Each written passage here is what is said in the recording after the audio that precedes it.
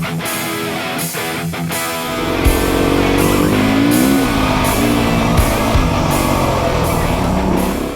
guys, Kyle with the Right Channel here. This is a ride that I went on with my son Konnor. Konnor is 11 and he's on that YZ65 in front of me, and I am on the Beta 390 RR. This was about a week and a half ago from the time that I'm recording this. And I wanted to show you, Konnor did really, really well on this ride. And then up at the top, I was actually talking to him on the freaking Sena headsets, and I distracted him. I was talking to him about the road and saying, hey, we're almost to the road, and he got distracted because I was chatting in his ear, and he pounds a log slash, well, it was the end of a tree that was tipped over just in the trail, and it could have been bad.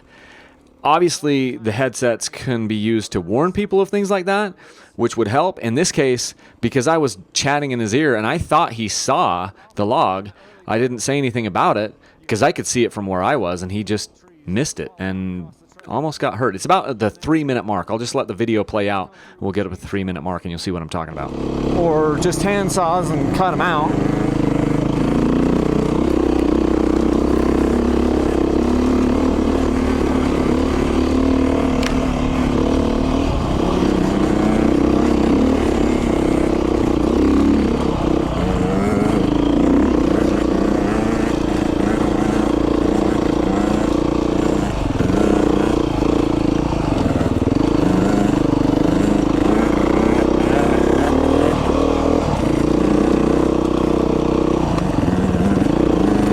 You got to point your toes in so they don't get wiped off.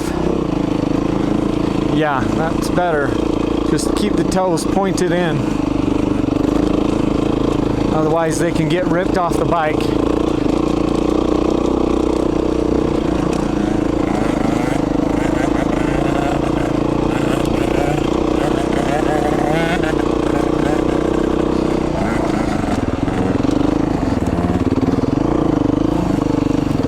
Good job.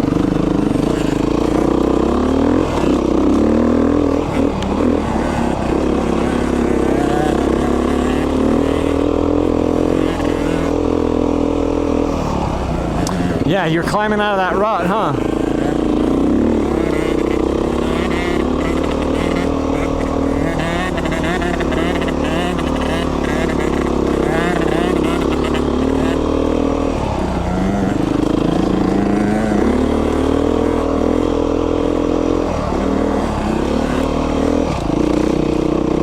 Almost up to the road.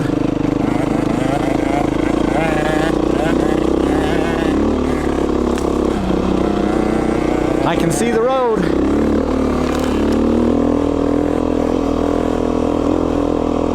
Whoa! Whoa! Are you okay? Are you okay?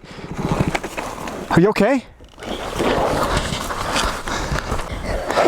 You okay? You didn't see that log. You punched that. Where did you get hit? In the chest? Okay, just lay back. Just relax. Just relax. Can you relax, or do you want to sit up? It's actually better if I sit up. Okay, sit up. We'll take a breather. See, you didn't see that at all, did you? Okay. All right, so we got to the top of this hill, and now we're headed on our way back down. Konnor had what was it, a knocked over tree, a fallen tree, come and punch him in the chest. So he didn't see it. He's okay. Got a little scrape. Could have been worse. So I wear a chest protector. I might need to invest in some chest protectors for the boys, especially now that they're coming with me on some of these more technical trails.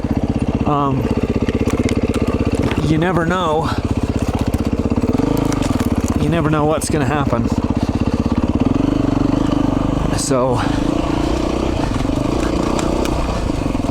may need to get a chest protector for the boys. What do you think, Konnor? He said sure. So this one's just an up and back for us because we hit snow up there at the top, and it was cold. It was cold up there. The wind was cutting right through us. Now that we're dropping back down, it's a lot warmer, huh, Konnor? So now we're not cold anymore. Those things can sometimes throw you right off the trail because it hits your handlebars and it can take you off the trail. Yeah. It can twist your throttle, it can smack your hands. Some of them can grab your front brake and pretty much stop you, you know? Twist your handlebars around and make you crash. It's done. I've had all those things happen to me. And a tight right-hander like that is really good to use your rear brake and your front brake. Are you using both brakes?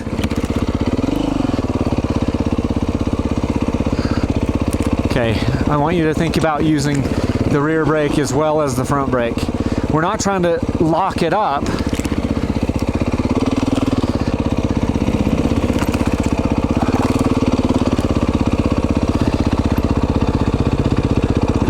Good job. That's a tight right-hander.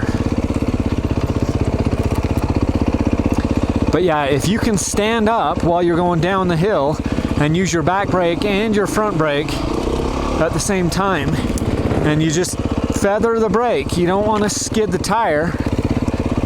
That's how you get the good stopping power.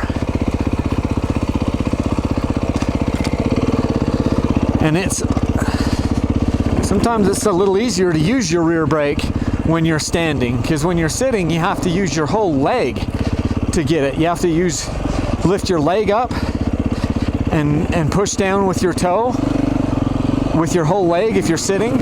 If you're standing, you can just pivot your foot and your ankle enough that you can use the brake. See, stand up and then reach over and kind of feel the brake when you're coming around these corners, your foot brake. You feel it? If you're standing, it's a little easier to control it, to control the brake. Because so much about braking, if we're going down really, really steep hills, so much of it is about applying just the right amount of brake to slow the tire down, but not so much that it stops it. Because when the tire is stopped, it doesn't give you, you're losing traction, and sometimes it isn't slowing you down as much as if you can keep the rear brake. Oh. Yeah, that grabbed you and stopped you. Kind of grabbed your foot peg. Hey, just bump start it. Do you know what gear you're in? Just start rolling and then click it up into second and then bump start it. There you go, see? A little trick. When you're on a hill like that, you don't have to kick start it. You can just bump start it. Cool, huh?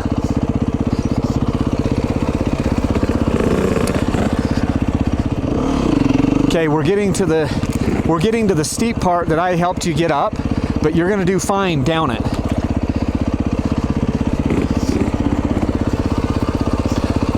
Good job. Try to stand. I like that. Man, this is awesome. I love the fact that you're doing this. This is so cool. That's technical because it's off camber. And look at this right-hander you just made. This is the spot that you stalled out on right down here. Remember it?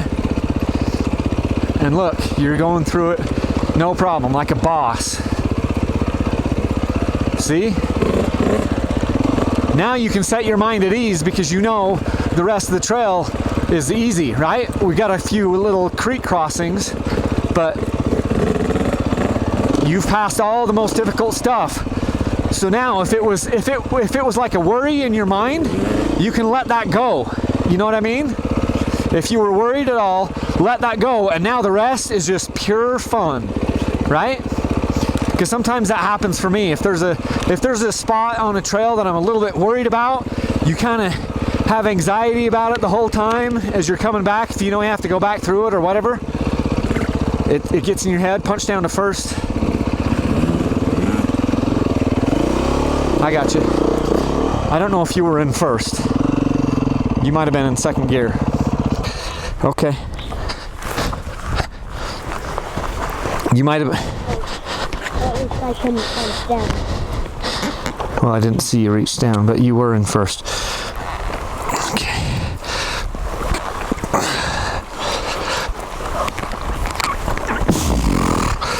Okay. There we go.